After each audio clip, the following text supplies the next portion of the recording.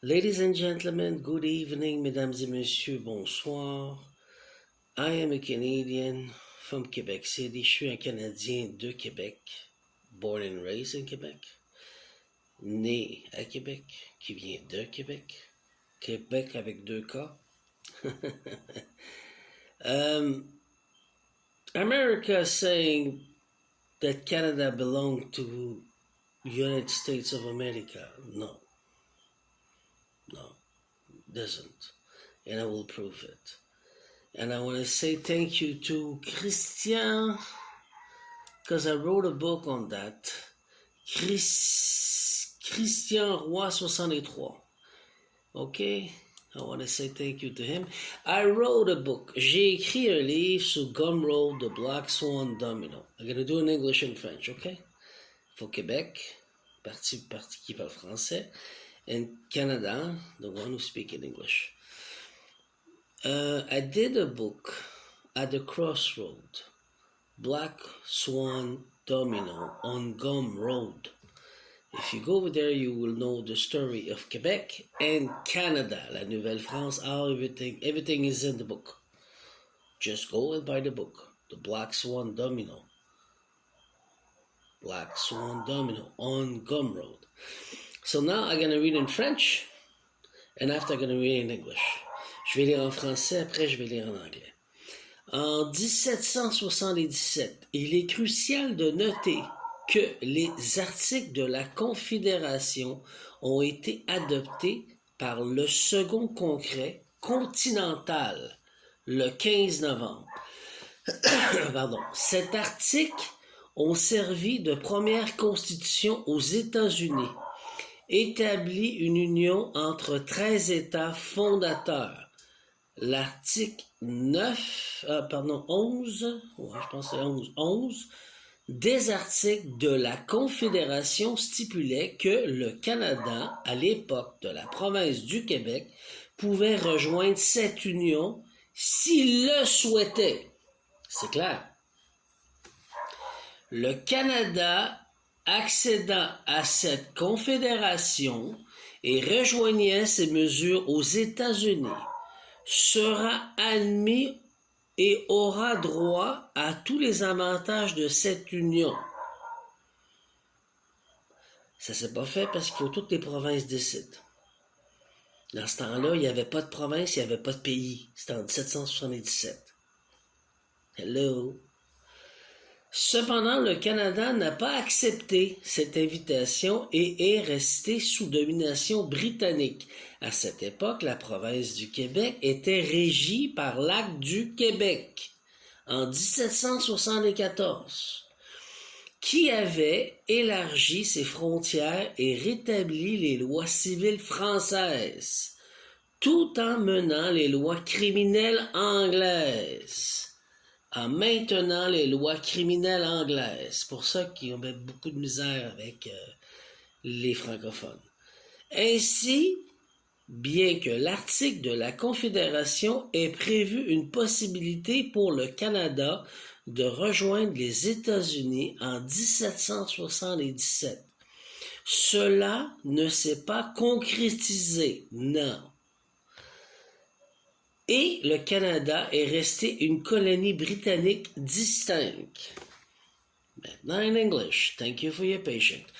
In 1777, it's important to note that the Articles of the Confederation were adopted by the Second Continental Congress on November 15, 1777. These articles serve as the first constitution of the United States, establish a union between the 13 founding states. Article 11 of the Articles of the Confederation stipulate that Canada, at the time, the province of Quebec, could not join this union if it wished. It was not a country at this time. It was a beginning. It was with the autochthone. Okay? And Quebec was francophone with France. So they didn't want. Now we see what's next. Canada acceding to this confederation had to join its measure with the United States shall be admit to the entitled to all the advantage of this union. However, Canada didn't not accept this invitation. Remained under British rule. Okay, that's important to understand.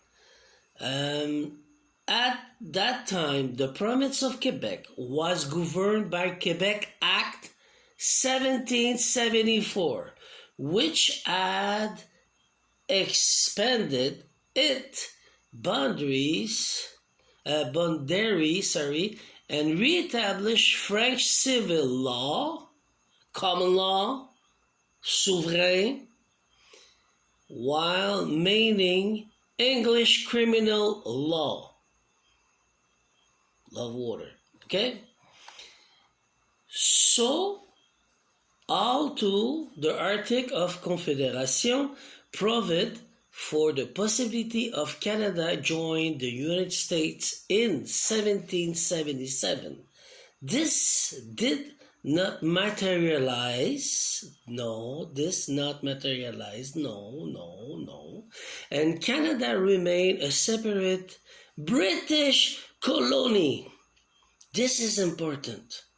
Ça, c'est important. British colony. Why? In 1982, Queen Elizabeth II, la Reine Elizabeth II, 1982, didn't sign the act because Quebec said no. Parce que Québec a dit non. And we need all provinces to sign to still be with the British.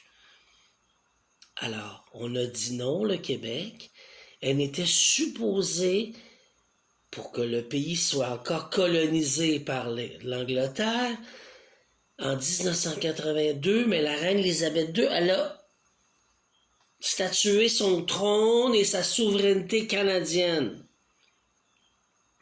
N'importe qui dans le peuple du Québec et du Canada qui est souverain peut demander le titre de souverain pour être responsable du Canada et s'il est royal, demander le trône du roi au Canada. C'est fait. Proclamation en 2024. Allez voir mon YouTube, tout est clair. Now, in 1982, the Queen Elizabeth II proclaimed that she gave back the crown to the people because no treaty, no sign, she gave it away. So no more British. So anybody who's sovereign without the bank, private bank, who's sovereign and who's royal can claim the throne of Canada in Quebec. And this been done. Check on my YouTube proclamation. Quebec accused me of a bill and closed my account, my checking account. Le Québec m'a accusé d'une facture d'impôt et ils ont fermé mon compte de banque. I was fraud with my green card, comme ma carte verte, comme ma assurance sociale. Somebody took my numbers, quelqu'un a pris mon numéro, declared salary, I was not there, I'm in Dominican Republic. And they closed my account. Ils ont fermé mon compte de banque. So I'm with no private bank. But I'm sovereign and I'm royal. Now, if United States of America want to help us, we got two gouvernements who are corporation with number acting like gangs and put fear and terror everywhere. If you want to go with military, with GRC, with Canadian military, and close those two gouvernements, this will be nice for Canada. Because they're criminal with ties, putting fears everywhere and a mess in the country. Thank you.